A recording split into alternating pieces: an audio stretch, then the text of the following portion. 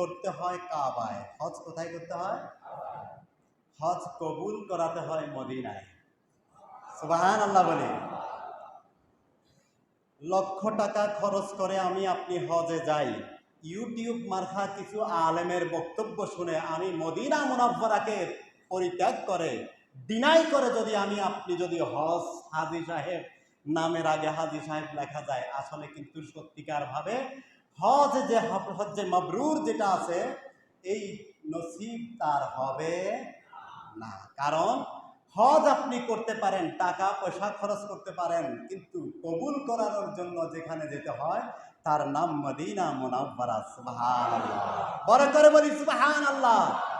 মেরে বিরদে लब है नबी नबी, मेरे बिरदे लब है नबी नबी, मेरा दिल मकाम हबीब है, मेरे बिरदे लब है नबी नबी, मेरा दिल मकाम हबीब है, मैं मरीज़ इश्क़ रसूल हूँ, मैं मरीज़ इश्क़ रसूल हूँ, वो हबीब मेरा तबीब है, मेरे विरदे लब है नबी नबी, मेरा उस गली से है राबता जहाँ सर झुकाते हैं अंबिया, मेरा उस गली से है राबता जहाँ सर झुकाते हैं अंबिया, जहाँ रहमतों का नुज़ूल है, जहाँ रहमतों का नुज़ूल है, वो जो अर्श हक से करीब है, मेरे बिरदे लब है नबी नबी। বড় করে বলি আমিন। আজকের খুতবায় বলতেছে এই লামু জেনে রাখো, আন্নাল মদিনা মুনাওয়ারা, নিশ্চয়ই মদিনা মুনাওয়ারা, লাহা ফজিলাতুন কাসীরাতুন, এর রয়েছে অসংখ্য নেয়ামত, ফজিলত, বরকত। সুবহানাল্লাহ। তারপরে কি? লিআন্নাহা দারু হিজরাতে হাবিবি রাব্বিল আলামিন সাল্লাল্লাহু আলাইহি ওয়াসাল্লাম। কেননা মদিনা কেন দামি হয়েছে? কারণ এই মদিনাতে আমার রাসূল হিজরত করেছেন। বড় করে বলি সুবহানাল্লাহ। মদিনার নাম কি ছিল? ইয়াসরিব। বলেন কি ছিল? ইয়াসরিব। ইয়াসরিব মানে কুলক্ষণে, অলক্ষণে। সেই ইয়াসরিব যেটা, সেটা মদিনা হয়েছে। মদিনা মানে শহর, শুধু শহর না, মুনাওয়ারা হয়েছে, নূর দ্বারা বেষ্টনীত হয়েছে। সুবহানাল্লাহ। তার মানে হলো আমার রাসূল যেখানে কদম রাখে সেই শহরও নূর হয়ে যায়। সুবহানাল্লাহ। আমার রাসূলের নূরের ব্যাপারে অনেকের প্রশ্ন আছে, আছে কিনা বলেন? অথচ আমার রাসূল কদম রাখলে জায়গা সহ নূরানি হয়ে যায়। সুবহানাল্লাহ। মদিনা ইয়াসরিব থেকে হয়েছে মদিনা মুনাওয়ারা। সুবহানাল্লাহ। ওয়া ফিহা রাউযাতুন লাতি আফজালু ইউকাইল আরদি বাল আফজালু মিনাল কাবা ওয়াল আরশ ওয়াল কুরসি। বলি আল্লাহু আকবার। ওই মদিনা শুধু মদিনা হয়েছে, শুধু মুনাওয়ারা হয়েছে তা না, কাবার চাইতেও শ্রেষ্ঠ হয়ে গেছে এবং আরশ কুরসির চাইতেও শ্রেষ্ঠ। সুবহানাল্লাহ। বড় করে বলি আল্লাহু আকবার। ঈমান থাকলে তিনি মদিনায় যাবেন। ঈমান থাকলে কোথায় যাবেন? মদিনায় যাবেন। ঈমান না থাকলে তিনি মদিনায় যাবেন না। অর্ধেকটা পৃথিবীর প্রেসিডেন্ট যিনি ছিলেন তিনি ওমর রাদিয়াল্লাহু তাআলা আনহু। সুবহানাল্লাহ। সেই ওমর রাদিয়াল্লাহু তাআলা আনহু প্রতিদিন কি বলতেন? ওমর ক্বালা, তিনি বলতেন, আল্লাহুম্মা রযুকনি শাহাদাতান ফি সাবিলিক, হে আল্লাহ তুমি আমাকে তোমার রাস্তায় শহীদ করিও। তোমার রাস্তায় কি করিও? শহীদ করিও। ওয়াজআল মাউতি ফি বালাদি রাসূলিক। সুবহানাল্লাহ বলি।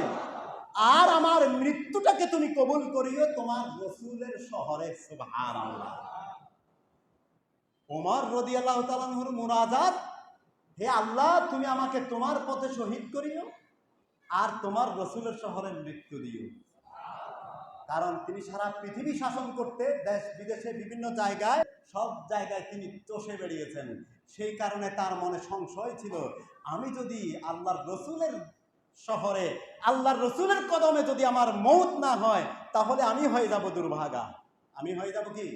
দুর্ভাগা। এত বড় খেদমত করার পরে, আমিরুল মুমিনিন হওয়ার পরে তার স্বপ্ন, তার মুনাজাত ছিল, হে আল্লাহ, আমাকে তোমার পথে শহীদ করিও আর তোমার রসুলের শহরে মৃত্যু দিও। সুবহানাল্লাহ। আল্লাহ কবুল করেছেন কিনা? করেছেন কিনা? আমার ওমর রাদিয়াল্লাহু তাআলা আনহুর রওজা কোথায়? নবীজির পাশে। বলেন না কোথায়? হজে গেছেন যারা, বলতে পারেন না? আমার রসুল, তারপরে আবু বকর সিদ্দিক, তার পাশে ওমর রাদিয়াল্লাহু তাআলা আনহু। বলি আল্লাহু আকবার। আল্লাহ কবুল করেছেন কিনা? সুতরাং আমাদের আকাঙ্ক্ষা আমার রসুল। বড় করে বলি আমিন। আন আবি হুরায়রা রাদিয়াল্লাহু তাআলা আনহু, হযরত আবু হুরায়রা রাদিয়াল্লাহু তাআলা আনহু থেকে বর্ণিত, কল মা বাইনা বাইতি ওয়া মিম্বারি রাউযাতুম মির রিয়াজিল জান্নাহ। আমার রাসূল বলেছেন, মা বাইনা বাইতি, আমার ঘর, ওয়া মিম্বারি, এবং আমার মিম্বার, মসজিদে নববীতে যারা গেছেন, হুজরা শরীফ, রাসূল পাক সাল্লাল্লাহু আলাইহি ওয়াসাল্লাম যেখানে বর্তমান রওজা মুবারক, এটা ছিল হযরত আয়েশা সিদ্দিকার ঘর এবং এটা ছিল নবীজির হুজরা। ঠিক কিনা বলেন? এই হুজরা এবং মিম্বারের মাঝখানে যেটুকুর জায়গা, আমার রসুল বলতেছেন রওজাতুম মির রিয়াজিল জান্নাহ। সুবহানাল্লাহ বলি। এইটা হলো রওজা, মানে হলো বাগান। রওজা মানে কি? বাগান। কোথাকার বাগান? মিন রিয়াজিল জান্নাহ। আল্লাহ রসুল বলতেছেন এটা হলো জান্নাতের বাগান। সুবহানাল্লাহ। সুতরাং আমার রসুল ঘর থেকে বের হয়ে মিম্বারে এসে খুতবা দিয়েছেন, যেইটুকু আমার রসুল, এইটুকুকে আল্লাহর রসুল ঘোষণা করেছেন এটা হলো জান্নাতের বাগান। সুবহানাল্লাহ। আর যারা হজ করতে যায়, এখানে 2 রাকাত নামাজ পড়ে, নফল নামাজ। ঠিক কিনা বলেন? সুতরাং এই রওজা আমার রসুলের। অনেকে আবার রওজাকে কবর বলতে পছন্দ করে। আমার রসুল কবর বলেছে, তাই বলে কি আমিও কবর বলবো? কিন্তু আমার রসুল রওজা বলেছে, সেটা আপনি দেখেন নাই।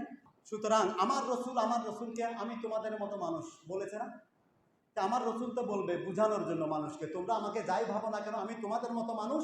সুতরাং আমি যেহেতু তোমাদের মতো মানুষ, আমি তো তোমাদেরকে বুঝাতে পারি, তোমাদের দলেরই মানুষ, তোমাদের মতোই মানুষ। সুতরাং আমি তোমাকে বুঝানোর জন্য সহজ, তোমরা বুঝে নাও। আমার কাছ থেকে আমি যদি বাঘ হয়ে আসতাম, তোমরা পালাইতে। ঠিক কিনা বলেন? আমি যদি জিন হয়ে আসতাম, তাও তোমরা ভয় পাইতে।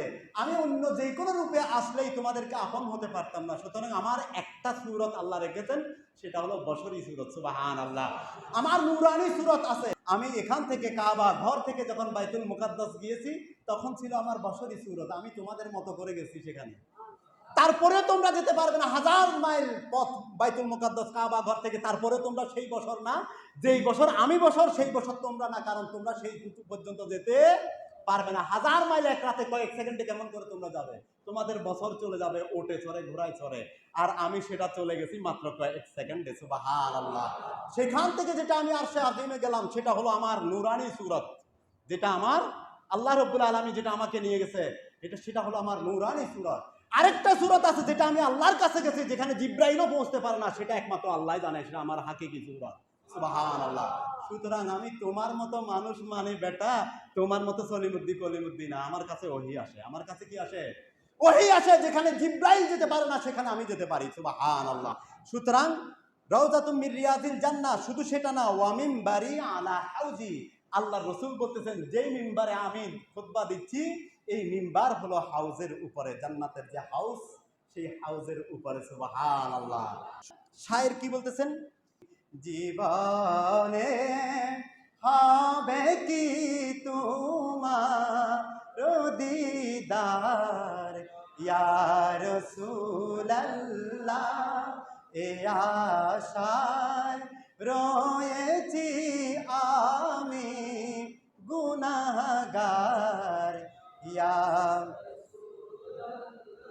তোমার জিয়ারতে যায় হাজারো হাজি মদিনায়, জানি যে তুমি রহমতের ভান্ডার, ইয়া রাসূলুল্লাহ, জীবনে হবে কি তোমার দিদার ইয়া রাসূল।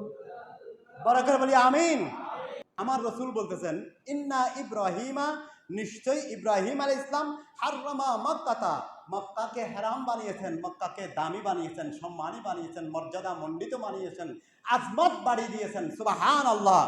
ওয়া ইন্নী হাররামতু, আমার রসুল বলতেছেন কিন্তু আমি হাররামতু, আমি এর মর্যাদা বাড়িয়ে দিয়েছি, আমি মর্যাদা বাড়িয়ে দিয়েছি আল মদিনা মুনাওয়ারা। সুবহানাল্লাহ। বড় করে বলি সুবহানাল্লাহ। হযরত ইবনে উমর রাদিয়াল্লাহু তাআলা আনহু থেকে বর্ণিত ক্বালা ক্বালা রাসূলুল্লাহ সাল্লাল্লাহু আলাইহি ওয়াসাল্লাম মান লাম ইয়াজুরনি ফাকাদ জাফানি। হজ করেছেন কিন্তু আমার জিয়ারত করেন নাই। আল্লাহর রাসূল বলতেছেন আল্লাহর রাসূলের সাথে অসৌজন্যতামূলক করেছেন, আচরণ করেছেন। তা আল্লাহর রাসূল যদি বলেন যে আপনি হজ করেছেন কিন্তু জিয়ারত করেন নাই, তার মানে আপনি উম্মত হয়ে আমার আল্লাহর রাসূলের সাথে অসৌজন্যমূলক আচরণ করেছেন। কারো সাথে অসৌজন্যমূলক আচরণ করলে আমাকে যদি আপনি কষ্ট দেন, আমাকে আমার মনে কি দোয়া করবে শুধু আপনার জন্য? কখনো কি আমার রাগ লাগবে না? লাগবে কি না? তো রহমাতুল লিল আলামিনকে কষ্ট দিলে তাহলে আল্লাহর আরশে কি ধাক্কা লাগবে কিনা? আল্লাহর আরশে ধাক্কা লাগিয়ে আপনি হাজী সাহেব হতে চান, এটা কি সম্ভব? কখনো সম্ভব? আল্লাহ আমাদেরকে ঈমান ঠিক করার তৌফিক দিন, সবাই বলি আমিন। ওয়াকাল রাসূলুল্লাহ সাল্লাল্লাহু আলাইহি ওয়াসাল্লাম মান জারানি মুতাআম্মিদান, যেই ব্যক্তি স্বইচ্ছায় আমার জিয়ারত করে, আমার রাসূলের কি করে?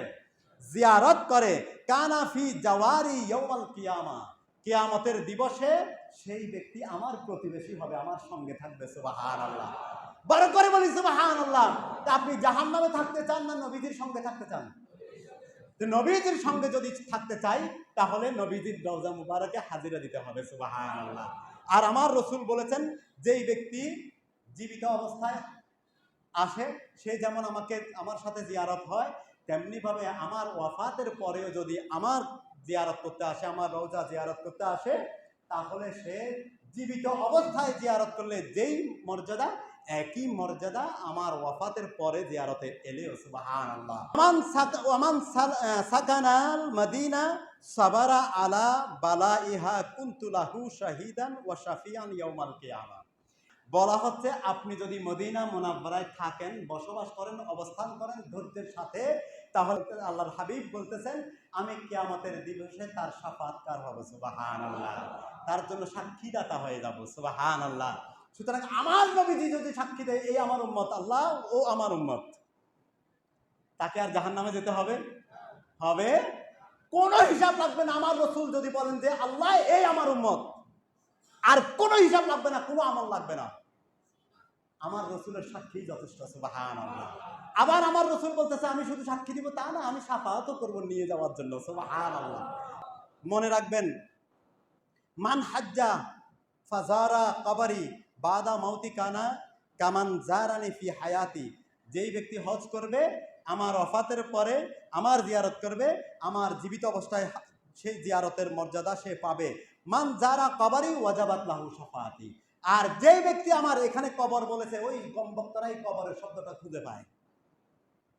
এই হাদিসটাতে আমার রাসূল বলেছে মান জারা কবরি, তা আমার রাসূল কবর বলেছে তাই বলে আমিও কবর বলতে হবে? বলেন, আমার রাসূল নিজের ব্যাপারে নিজে বলতে পারবে আমি তোমাদের মতো মানুষ। আচ্ছা বলেন তো তোমাদের মতো কাকে বলছে? আমাকে, আপনাকে, নাকি আবু জাহেলকে? কাকে বলছে বলেন তো? বলেন না আবু জাহেল আবু লাহাবকে বলে নাই আমি তোমাদের মতো মানুষ? আমার আবু জাহেলকে বলা মানে কি আমার রাসূল আবু জাহেলের মতো? আমার রাসূল তো বলছে তাদেরকে তোমাদের মতো মানুষ, আমি তোমাদের মতো মানুষ, তার মানে কি আমি তোমাদের মতো আবু জাহেল আবু লাহাব? এই কথা আমার রাসূল বলেছে? আমার রাসূল ওটা বুঝাতে চেয়েছে আমি নবী, আমার কাছে ওহী আসে সব, আমি আমার মর্যাদা তোমাদের কারোর সাথে না, আল্লাহর পরে আমার মর্যাদা। তবে আমি তো এখন তোমাদের সাথে বছরই শুরুতে কথা বলতেছি, সুতরাং তোমরা বুঝে নাও এটা আমার আল্লাহর ঘোষণা। সুবহানাল্লাহ। তো এখন এই কমবক্তগুলো এই কবরটাকে খুঁজে পায়, রওজাটাকে খুঁজে পায়। এতক্ষণ পর্যন্ত যা বলেছি সব রওজা, এই একটা পেয়েছি কবর, একটা পেয়েছি কবর, ওই একটার পিছনে ওরা দৌড়ে আমার রাসূলকে তারা ঈমান নাই, তার কি নাই? আকীদা শুদ্ধ নাই। সুতরাং আকীদা শুদ্ধ যতক্ষণ হবে না, ঈমান যতক্ষণ পর্যন্ত মজবুত হবে না, ততক্ষণ পর্যন্ত কখনো জান্নাতে যাওয়া যাবে, হজ কবুল হবে না। সুতরাং আল্লাহ কি বলেন?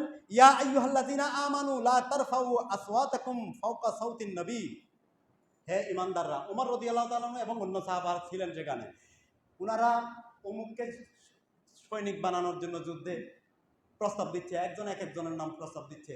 কথা বলতে বলতে নবীজির সামনে আওয়াজটা একটু বড় হয়ে গেছে। কেউ বলছে অমুক হলে ভালো হয়, কেউ বলছে অমুক হলে ভালো হয়।